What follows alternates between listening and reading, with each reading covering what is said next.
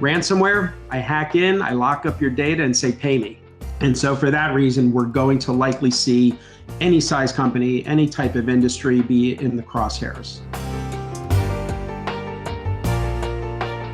Welcome to Talk to Me About A&E, a podcast series focused on risk management for architects and engineers.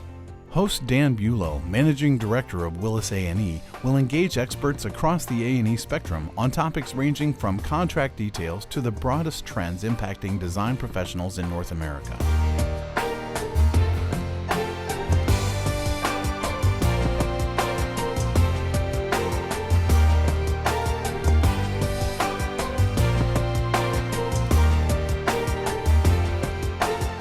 Hello and welcome to Talk to Me About A&E, a Willis A&E podcast series where we focus on a specific risk management topic for architects and engineers. I'm Dan Bulow, Managing Director of Willis A&E, and our topic today is on cyber liability and what design firms need to be doing when it comes to managing this evolving risk. My guest today is Alex Ricardo, who serves Beazley's Cyber and Executive Risk Focus Group. Hello, Alex. How you doing? Hey, Dan, great to be here, and thanks for having me. Absolutely. Great to have you. Now, Alex has been on one of our Willis A&E on-demand programs, which is available as well, which is an hour-and-a-half program. But we wanted to bring him back here for a more of a succinct, short discussion around this critical topic of cyber liability. The cyber liability market is by far the hardest market in the property and casualty insurance marketplace. And that's going into 2022 here, meaning design firms are seeing significant rate increases and even difficulty in securing the coverage they need, and in some cases, to meet their contractual requirements. Our Willis Towers Watson cyber team puts out a quarterly market report, and the last report that came out stated that we can expect a continued hardening of the cyber liability marketplace, and that the average renewal increases are ranging somewhere around the neighborhood of 70 to 200+%.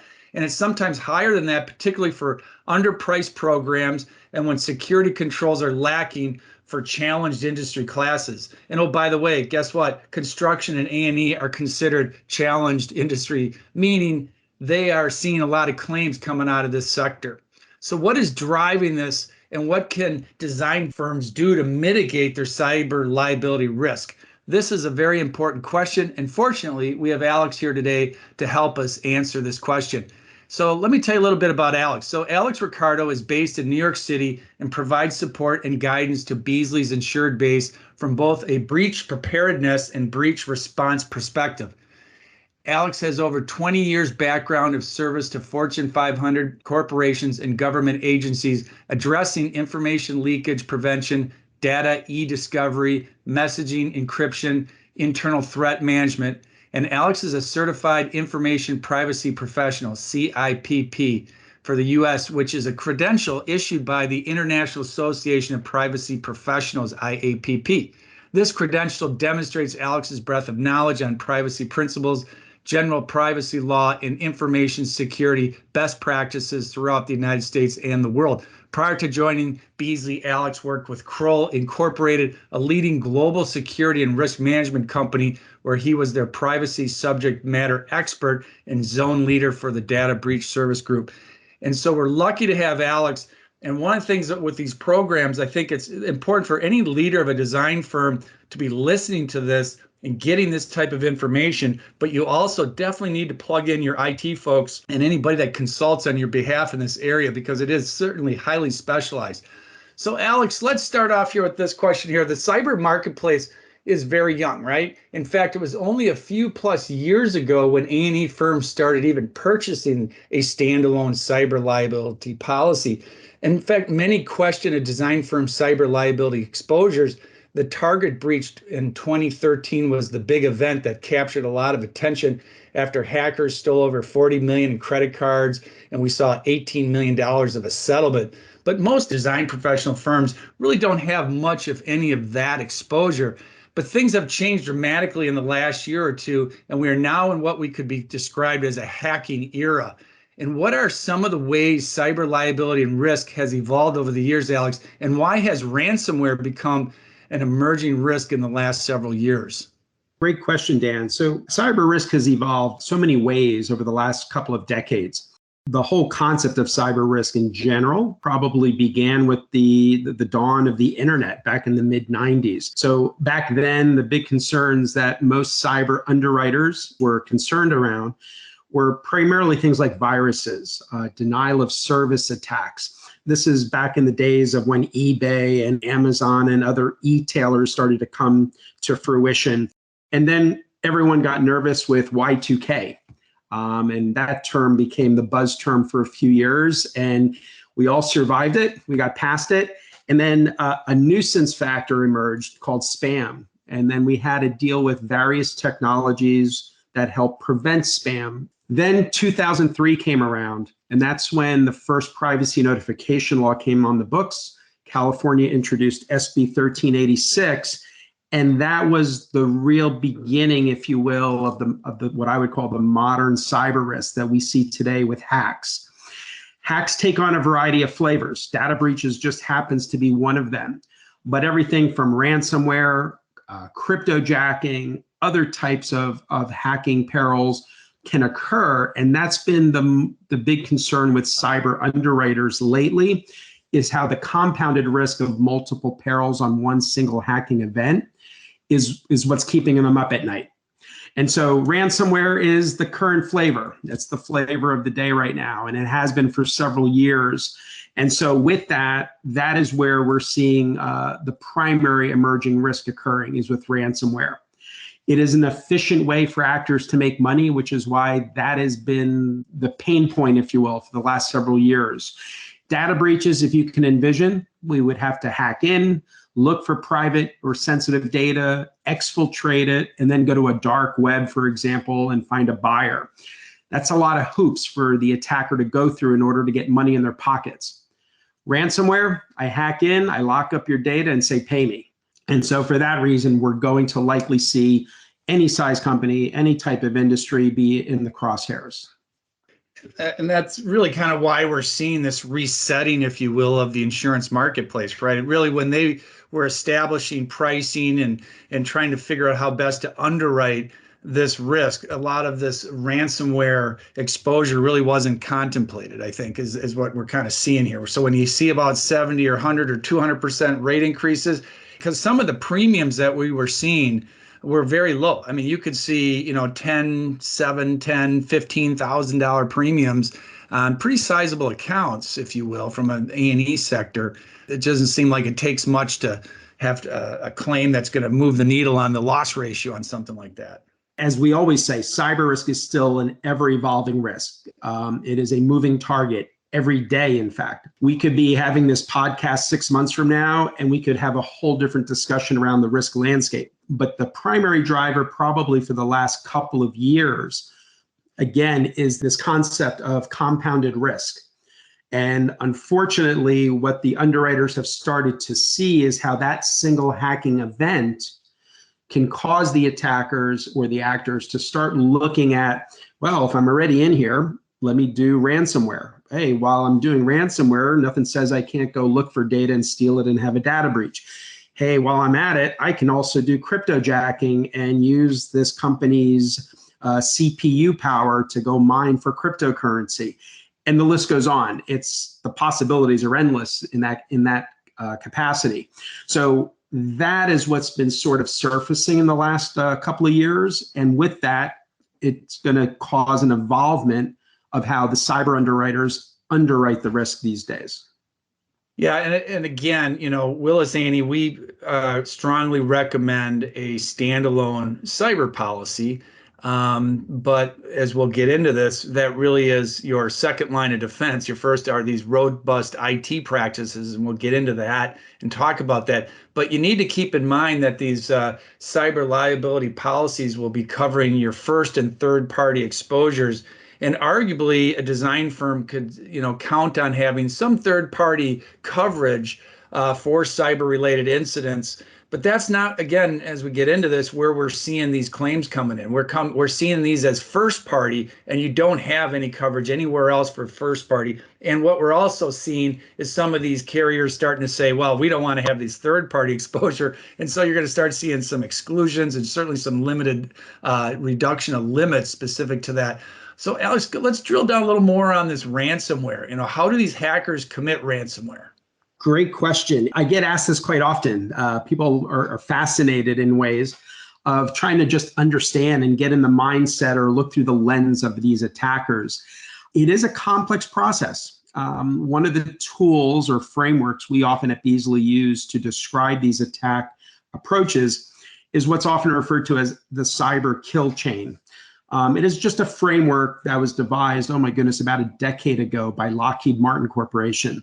And what we've done is we sort of use that framework to sort of describe, if you will, sort of what ransomware attackers will go through in order to commit their exploit. They all begin with the initial compromise. So they essentially have to find a means to get within that network of the company they're targeting. That can happen in a variety of ways. The most common way is the means of attacking inward, meaning going through something like social engineering, spear phishing, causing somebody to click on something like within an email and an attachment or a link or a document, and that will allow the attacker to successfully make their compromise.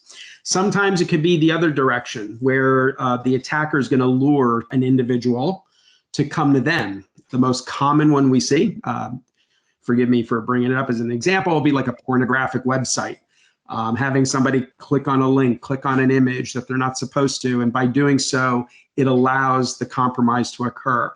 We've even seen the most outlandish examples where a set of keys on a keychain are left in a parking lot with a USB drive. And somebody picks them up, and in their good intentions, they want to plug in the drive to find the owners of the keys to return the keys. And lo and behold, that was a big mistake. They just injected malware on their computer. All of these different examples are ways that compromise can occur. Once that compromise occurs, then we have to establish the communication link, as we would say, or the C2 link is the more technical term. That allows for the outside attacker to communicate into the company now. And now they can do all of their exploits remotely, which clearly is what these attackers want to do. What they're going to do once they have that communication link established is essentially laterally move through the network. This is their opportunity to explore as many different segments, different parts of the network that they've just targeted. And the more segments, the more areas of the network they get into, the more leverageability they have to demand a higher ransom. So their goal is to really laterally move through as much of the network as they can. And they're doing this all stealthily. They're doing this under the radar, if you will. All while they're doing this, they're trying to avoid being detected. And now this is the tightrope walk that every attacker goes through. In their mind, they're saying, well, I really want to spend another hour, another day exploring this network, because more systems I can get into, the more I can demand a ransom. But that means every hour, every day that passes, they risk getting detected and getting locked out. So they're always weighing it like a tightrope walk to say, okay, have I satisfied my appetite? Have I connected to enough systems? At some point, every attacker says, yeah, I don't want to risk getting detected anymore. I'm ready to run ransomware. And that's when they sort of hit the proverbial red button, encrypt as many systems they've compromised, put on a nice blue screen, and advise the company, hey, I've locked up your stuff. You got to pay me in Bitcoin. So that sort of describes what these attackers go through. And it is a lot of effort. So by the time they hit that point of, hey, you got the ransom demand on the screen, a lot has already happened behind the scenes. And this is really big business now, isn't it? I mean, it's very sophisticated, where these folks are not just these random kids in their basement now. It sounds like you've got like actual businesses running and thriving doing this. Yeah, we do. I always jokingly say that years ago, if you wanted to wrangle up all of the hackers, you probably can go to the next Star Trek convention and you'll probably get them all. You can't do that anymore. These are no doubt organized crime units, very sophisticated, heavily funded. If we all got on a plane and went out to Eastern Europe or Russia or the Ukraine or Southeast Asia, where predominant number of these crime rings exist, they're all sitting in office towers, probably much like you and I do.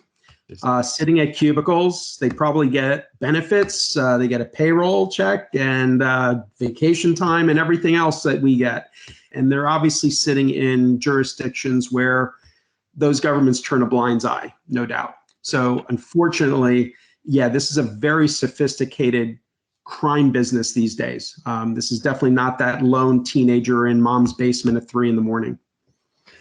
And these days also the underwriters will often run these vulnerability scans for their insureds, I believe, and requiring perhaps some remediation of some weaknesses.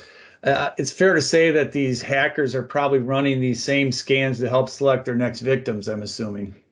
Yeah, Dan, no, you're spot on. Essentially what a lot, and obviously I'll speak generally for the cyber carrier industry, but specifically even at Beazley, there are cyber carriers now that are taking that proactive approach as part of their underwriting process to look at being able to do some kind of scanning or assessment, if you will, of either prospective insureds or even bound insureds.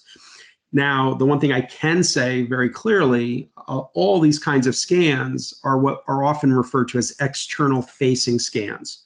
So in other words, there is no penetration or invasion into a company's network. At least from Beazley's end, that's where we draw the line. So it's anything that can be seen from the public domain, from the public side. But that also means, and very much to your point, that's the same kind of scanning these attackers can do, looking for vulnerabilities, looking for ways to get in from a vulnerable configuration, perhaps that an organization may have put into place. So whatever we would scan for, it's the same means of scanning that can be done by an attacker. And so that again demonstrates, again, if the cyber carriers can find these low-hanging fruits of vulnerabilities, so can the attackers. And if we can just help any insured identify some of those low-hanging fruit pieces and hopefully prevent an attacker from finding it, we're at least believing we're doing a service to those insureds. Absolutely. When it comes to ransoms, isn't it illegal to pay a ransom? Yeah, no, good question, Dan. So as at the time of the recording of this podcast, there is no federal legislation or laws that prohibit the payment of it, with the only exception, again, being the OFAC sanctioned entities. It really does come down to being, a corporate personal decision or a personal corporate decision. Many companies will weigh that in and out, but from a legal standpoint, at least from the US, it's just the OFAC sanctioned entities we need to be concerned about. We also get this question a lot is this extortion payment insurable? We get asked that quite a bit as well. So yeah, extortion coverage does appear in many cyber policies. Again, it's going to be carrier to carrier, but it is insurable again, except where it's not permitted by law. And so again, once from the US side, it really becomes like the OFAC sanctioned entities. It is quite rare US entities succumb to ransomware from an OFAC sanctioned entity. That does not happen often. Thankfully, that's mostly because the entities themselves are aware they're on the sanction list. And so they're going to target their energies and efforts to companies that are non-US based, where other countries may not have a sanction list for them. But at times, as I often say, these attackers are not the sharpest knives in the drawer.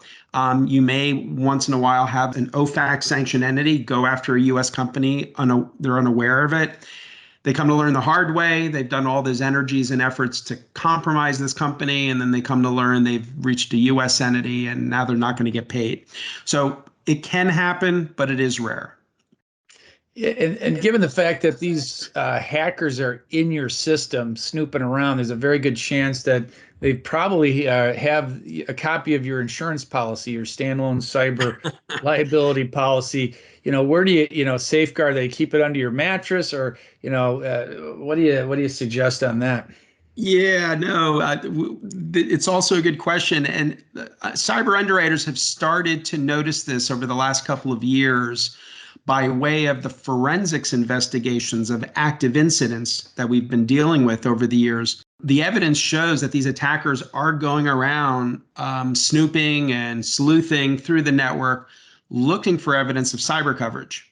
And they're doing it because that becomes their floor. They come looking for these limits within the policy to say, hey, I don't want to leave money on the table. I want to know what is the minimum I can ask for, knowing they got deep pockets to have these paid off. So I often tell insureds, although most carriers don't go to the level of like what some carriers do for K&R coverage, which is you're actually under provisions to not disclose you have the K&R coverage or confirm you have the coverage. Cyber carriers, I believe, have not gone to that level, but I often advise clients to go to that level, even if it's not required in the policy. Just do your best to not confirm the coverage as much as you can. We do recognize some entities have to, like publicly traded entities under SEC guidance and disclosure.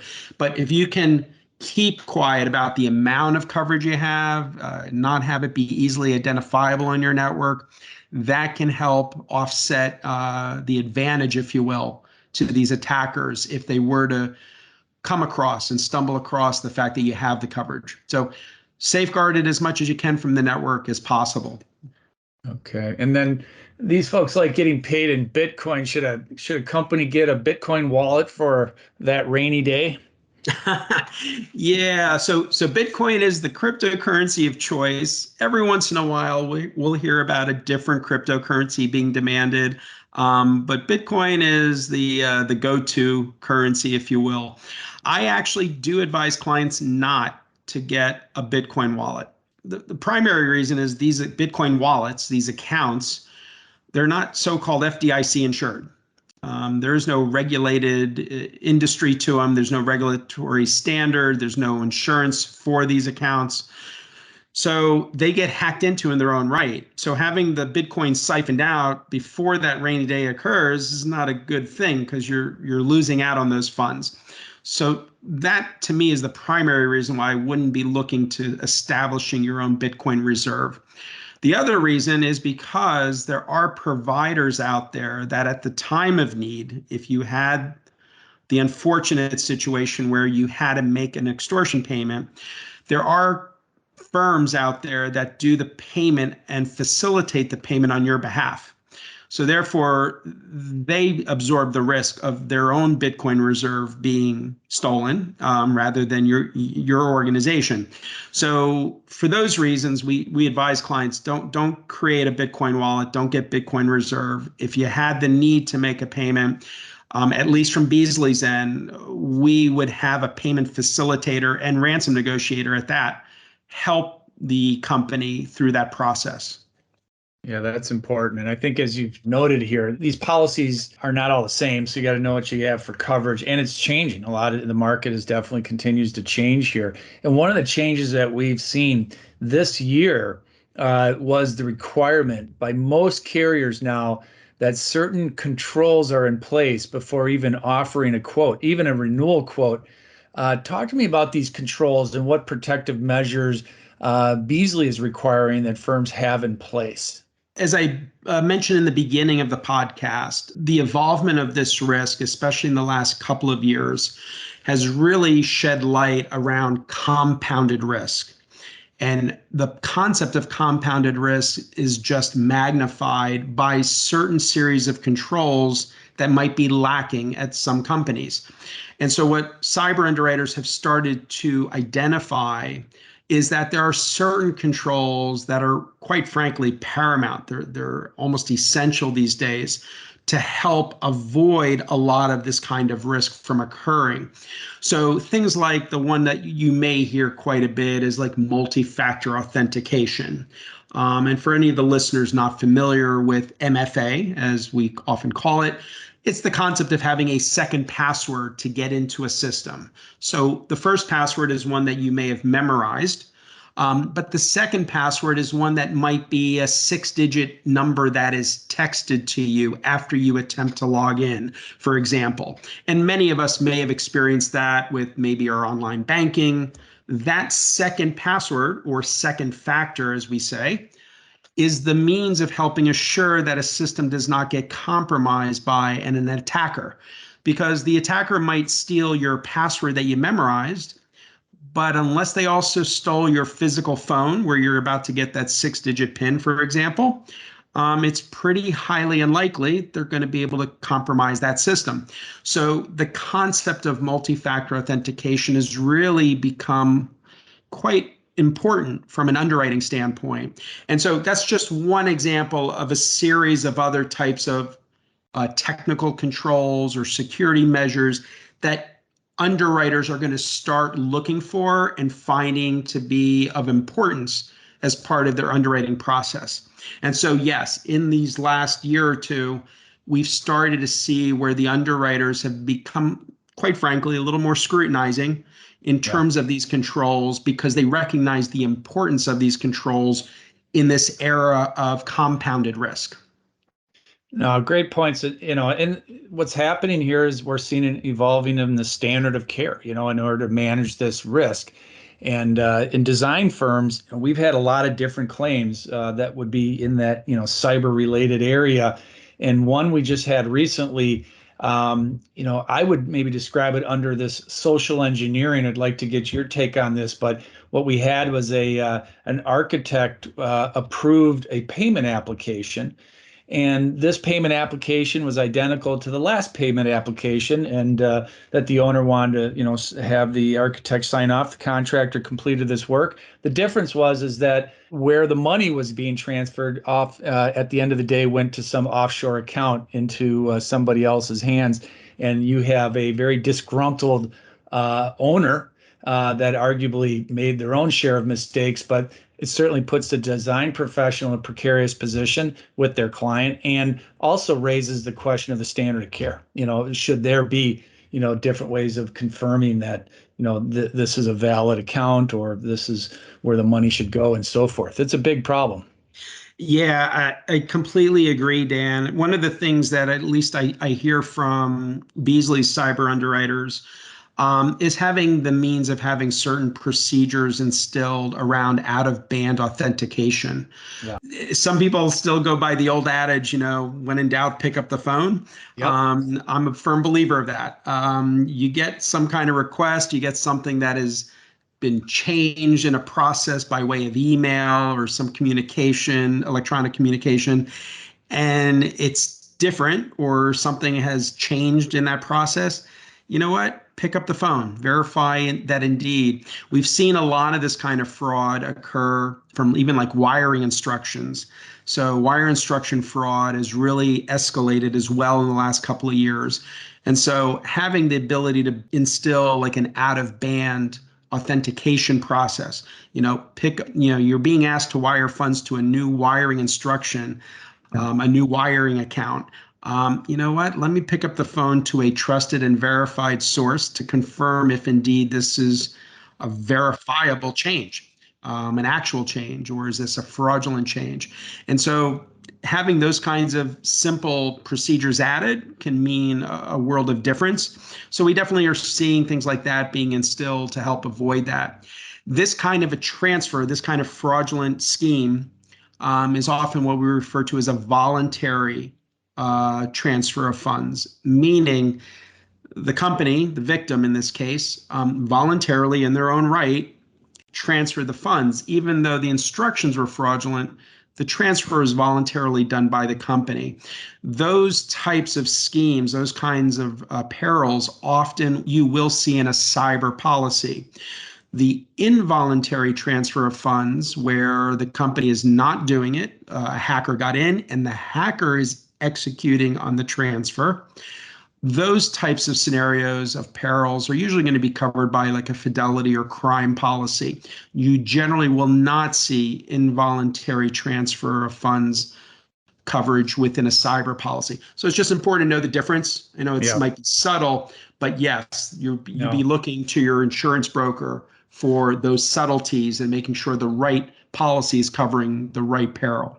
Yeah, great points. And it seems that when these ransom attacks occur, it's always at the most inconvenient time. I'll be getting calls on holidays and weekends, and where they're obviously hoping to catch their victims flat-footed, if you will. But firms really need to have some measures in place, right? To be prepared. We talked about the controls that your underwriters are expecting you have in place to mitigate this, but what are some of the best practices or guidance that you might offer for incidents response to an actual attack? Oh my goodness, I've been in this industry now coming up on 25 years. The largest, most critical, most damaging incidents I've dealt with have always fallen on holidays. It's just the nature of the beast. At the time of our recording of this podcast, we're coming up here on the Christmas holiday period. Beazley's cyber response unit in-house, they're all on alert. We just did it for Thanksgiving. We just did it for Labor Day. Every holiday period, it becomes where it's like we're all heightened to expect, unfortunately, the worst from happening. So that is unfortunately a commonality we've seen for many years now. And it is to the points you outlined. They tend to have less visibility, less vigilance, less monitoring, less resources, monitoring a network, for example, during holiday peak periods.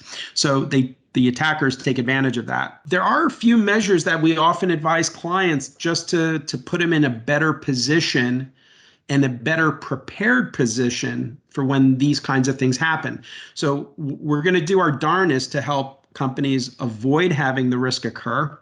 But, no company out there can guarantee 100% prevention of these risks.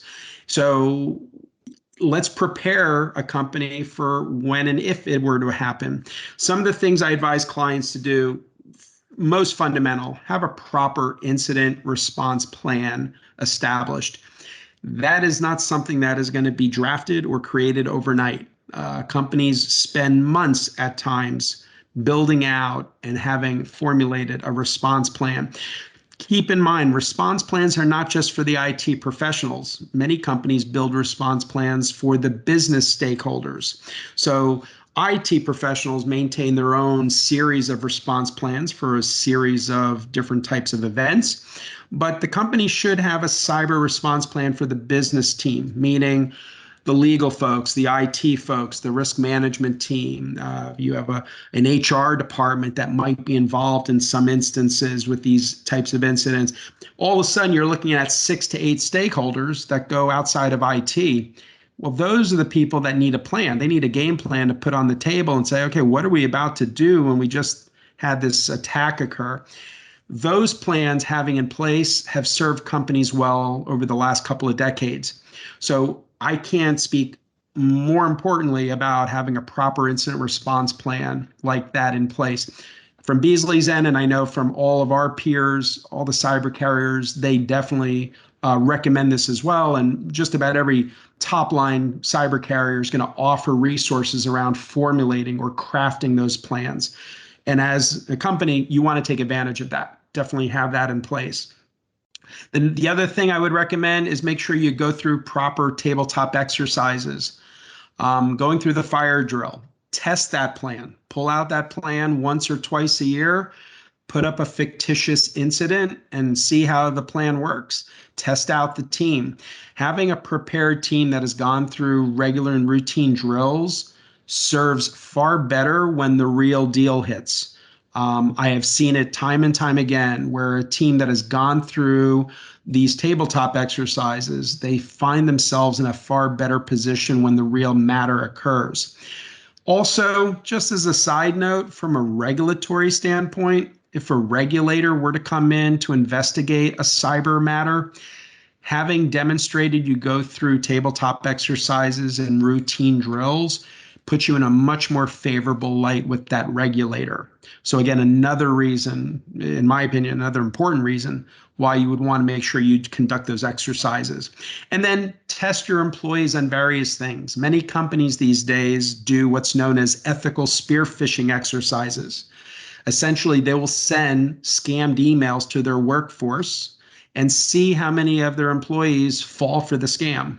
And falling for it means it doesn't actually cause harm, but it gives indication that that employee probably clicked on something they shouldn't have, and so on. Go through those kinds of rigors. The more and more you keep your employees on their toes, if you will, the less likely when a scam may get through your IT preventative systems that employee might be a little more heightened not to click on something they shouldn't have. So again, simple things really can mean a big difference in terms of the preparedness a company has in place if, in fact, one of these types of risks were to occur. Very important advice. This last question for you is on, what the marketplace is doing as far as what are companies out there providing. You can't, there's so much going on here, the technical challenges in order to obtain this coverage now and to manage it and to hopefully keep these costs reasonable. What are carriers in the cyber area, these cyber carriers providing in the area of assistance or support? What we're starting to see within our industry, at least in the last, I would say, year or two, is we're starting to recognize that, especially for cyber carriers, in this age we're in this evolvement of cyber risk, cyber carriers cannot just provide underwriting and coverage. They have to go that extra step. They have to go to the level of actually providing risk management services, providing complementary means to help their clients, their insureds, through the process of managing the risk. Again, just 3 years ago, 4 years ago, cyber carriers were just purely that. They were providing cover, they were underwriting, and that was as far as they would typically go. But in this day and age, it really has to be a true partnership. And any cyber carrier that, quite frankly, wants to stay relevant in this climate we're in today, they need to possess that technical competency and truly be a partner with their insured. They both have a stake in it, quite candidly. They both have a reason to make sure these measures are in place. That just helps that insured be a better risk, which ultimately benefits both the insurer and the insured. Great advice, great information. And Alex, I want to thank you. This has been very informative, and really appreciate you sharing these valuable insights with us here today. And I want to recap just a couple of things I think is important, because as a broker trying to get this information out to our clients, and to your point, we really got to, all come together and share information as best we can with the insureds out there. But a few points is that we've been trying to express out for over this last year, and that certain measures and controls must be in place in order to mitigate this risk and to maintain your cyber liability coverage in the future. That's job one. And we talked about the MFAs and other controls. Well, we need to be updated on what those controls are, and you should be working with your broker well in advance of these renewals. There's a lot of underwriting scrutiny. So, and also these underwriters are swamped. And so what we need to do is get this information to them as soon as possible in order to get a meaningful renewal quote. And that firms that have cyber-related losses are finding renewals very difficult, and the costs are going, up extremely high. And on a rate basis, even if it's available, we're seeing a lot of non-renewals. And so, again, firms need to invest in these controls and have these measures in place in order to reduce the likelihood of such a claim. And lastly, I would always advise you to check with your broker before accepting any contractual requirements for cyber liability insurance. Limits that are greater than what you currently carry should definitely be confirmed that these limits are available and commercially viable for you and your firm, because we're starting to see more and more contractual requirements. So I want to thank, again, Alex Ricardo from Beazley Cyber Executive Risk Focus Group. Thanks, Alex. Thanks, Dan. I really appreciate the invite. Great catching up with you. Great talking to you, Alex. And thank you, everyone, for joining us for another edition of Talk to Me About A&E. And we'll talk to you soon. Thank you for joining us for this WTW podcast featuring the latest thinking on the intersection of people, capital, and risk. For more information on Willis A&E and our educational programs, visit willisae.com. WTW hopes you found the general information provided in this podcast informative and helpful. The information contained herein is not intended to constitute legal or other professional advice and should not be relied upon in lieu of consultation with your own legal advisors. In the event you would like more information regarding your insurance coverage, please do not hesitate to reach out to us. In North America, WTW offers insurance products through licensed entities, including Willis Towers Watson Northeast Incorporated in the United States and Willis Canada Incorporated in Canada.